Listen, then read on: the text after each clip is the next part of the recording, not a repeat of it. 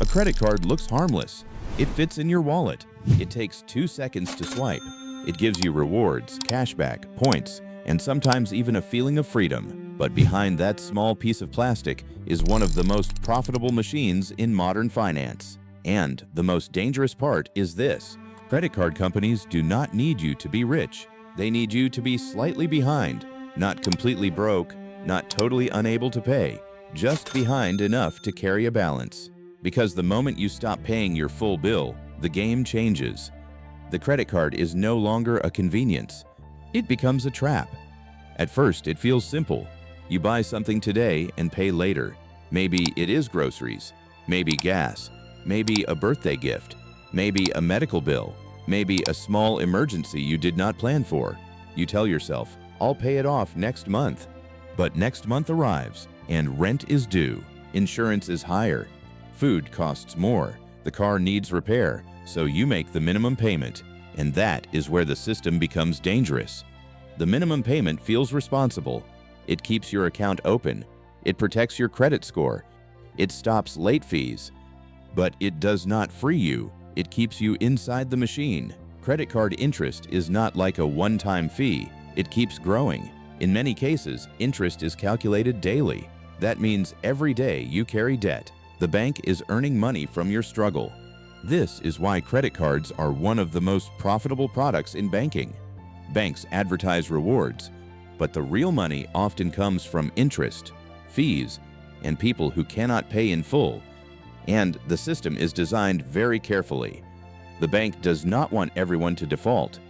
If a customer completely stops paying, the bank loses money. The ideal customer is someone who keeps paying but never fully escapes, someone who pays interest every month, someone who believes they are making progress while the balance barely moves. This is the quiet psychology of the credit card trap. It does not feel like a trap at the beginning. It feels like flexibility. It feels like survival. And for many people, that is exactly what it is.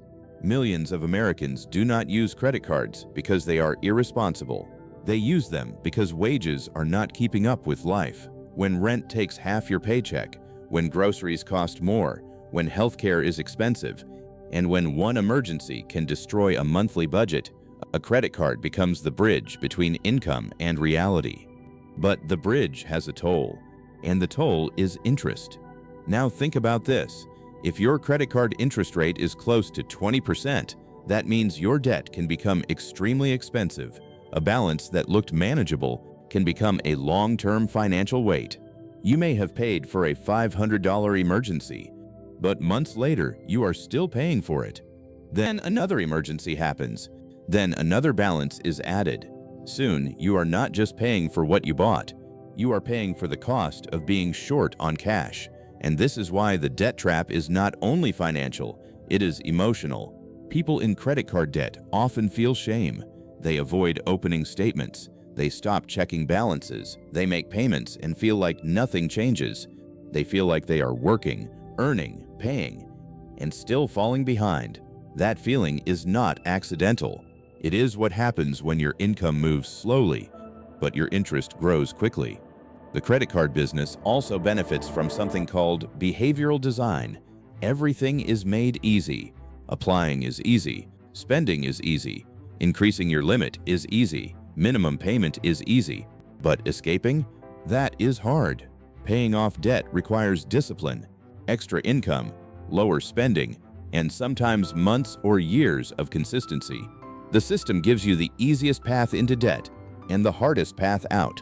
And while people struggle, banks keep earning interest charges, late fees, balance transfer fees, cash advance fees, annual fees, merchant fees. But here is the part most people misunderstand. A credit card itself is not evil. Used correctly, it can be useful. If you pay the full balance every month, you can build credit, earn rewards, track spending, and protect yourself from fraud. The problem begins when the card becomes an extension of your income. Because a credit card does not increase your money, it only moves your pain into the future, with interest added. That is the key lesson.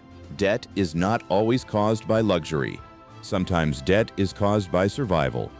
But whether the reason is luxury or survival, The bank's math is the same. If you carry a balance, you pay more. And the longer you carry it, the more powerful the bank becomes in your financial life. So how do people escape? First, stop seeing the minimum payment as progress. It is not a strategy, it is a survival button. Second, stop adding new debt while trying to pay old debt. That is like trying to empty a bathtub while the tap is still running. Third, attack the balance with a plan. Some people use the snowball method, paying the smallest balance first to build momentum. Others use the avalanche method, paying the highest interest rate first to save the most money. The best method is the one you will actually follow. Fourth, understand your spending triggers. Debt is not only math, it is behavior. Stress spending, social pressure, emergencies, lifestyle inflation, and I deserve this moments can all push people back into the cycle. Fifth, build even a small emergency fund, because if every surprise goes back on the card, the trap never ends.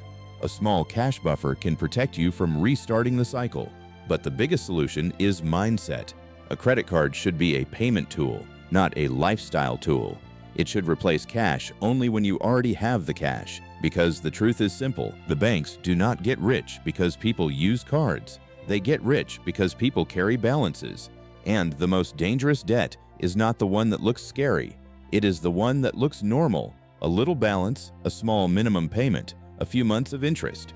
Then one day, you realize you have been paying for the same purchases for years. That is the credit card debt trap. It does not lock the door, it leaves the door open, but every month it makes the exit more expensive. If this video helped you see finance a little differently, subscribe to the channel for more clear and honest money breakdowns. Thanks for watching.